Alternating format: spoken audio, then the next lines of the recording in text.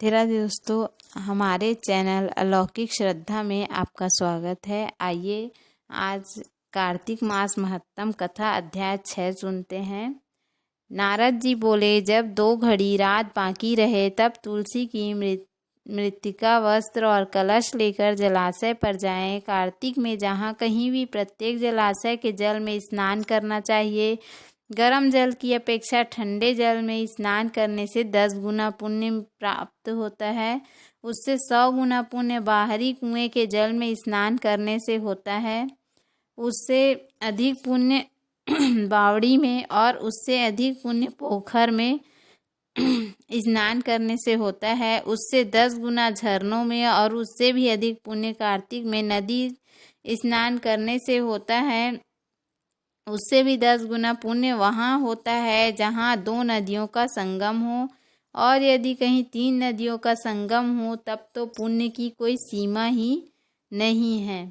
स्नान से पहले भगवान का ध्यान करके स्नानार्थ संकल्प करना चाहिए। फिर तीर्थ में उपस्थित देवताओं को क्रमशः अर्घ्य, आचमनीय आदि देना चाहिए। अर्घ्य मंत्र इस प्रकार है। हे कमलनाथ, आपको नमस्कार है। हे जलाशयी भगवान, आपको प्रणाम है। हे ऋषिकेश, आपको नमस्कार है। मेरे दिए अर्घ्य को आप ग्रहण करें। बैकुंठ, प्रयाग तथा बद्रिकाश्रम में जहाँ कहीं भगवान विष्णु गए वहाँ उन्होंने 3 प्रकार से अपना पांव रखा था।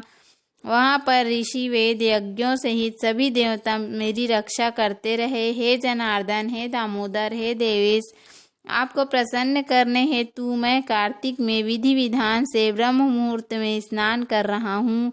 आपकी कृपा से मेरे सभी पापों का नाश हो। हे प्रभु, कार्तिक मास में व्रत तथा विधि पूर्वक स्नान करने वाला मैं अर्घ्य देता हूँ, आप राधिका सहित ग्रहण करें। हे कृष्ण, हे बलशाली राक्षसों का संहार करने वाले भगवान, हे पापों का नाश करने वाले, कार्तिक मास में प्रतिदिन दिए हुए मेरे इस अर्घ्य द्वारा कार्तिक स्नान का व्रत करने वाला फल मुझे प्राप्त हो। तत्पश्चात विष्णु, शिव तथा सूर्य का ध्यान करके जल में प्रवेश कर नाभि के बराबर जल में खड़े होकर विधि पूर्वक स्नान करना चाहिए। गृहस्थी को तिल और आंवले का चूर्ण लगाकर तथा विधवा स्त्री व यति को तुलसी की जड़ की मिट्टी लगाकर स्नान करना चाहिए। सप्तमी, अमावस्या, नवमी, त्रयोदशी, द्वितीया, दशमी आदि तिथियों को आंवला तथा तिल से स्नान करना वर्जित है। स्नान करते हुए निम्न शब्दों का उच्चारण करना चाहिए। जिस भक्ति भाव से भगवान ने देवताओं के कार्य के लिए 3 प्रकार का रूप धारण किया था, वहीं पापों का नाश करने वाले भगवान विष्णु अपनी कृपा से मुझे पवित्र बनाए।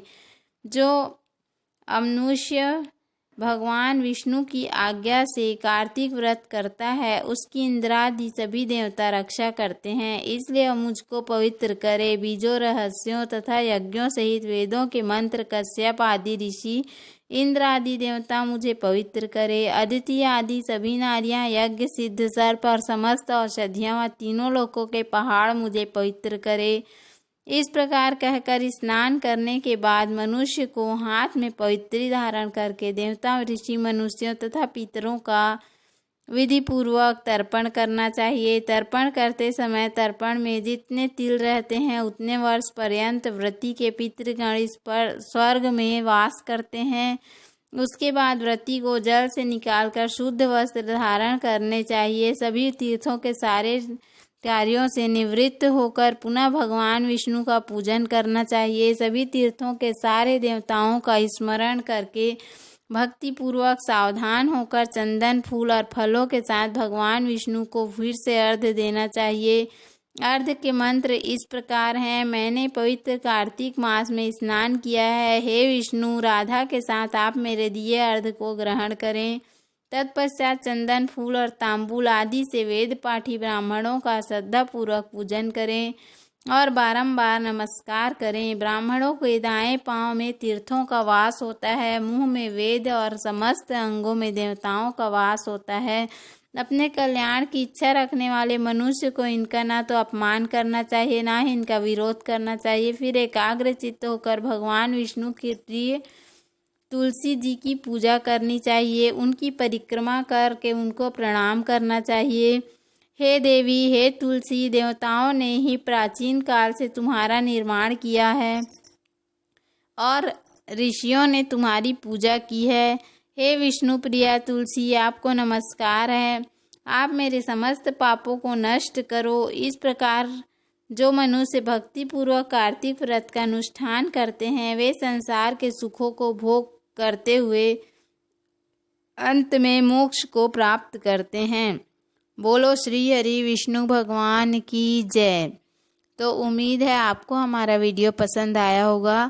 यदि हमारा वीडियो पसंद आया तो वीडियो को लाइक करें, चैनल को सब्सक्राइब करें। धन्यवाद। राधे राधे।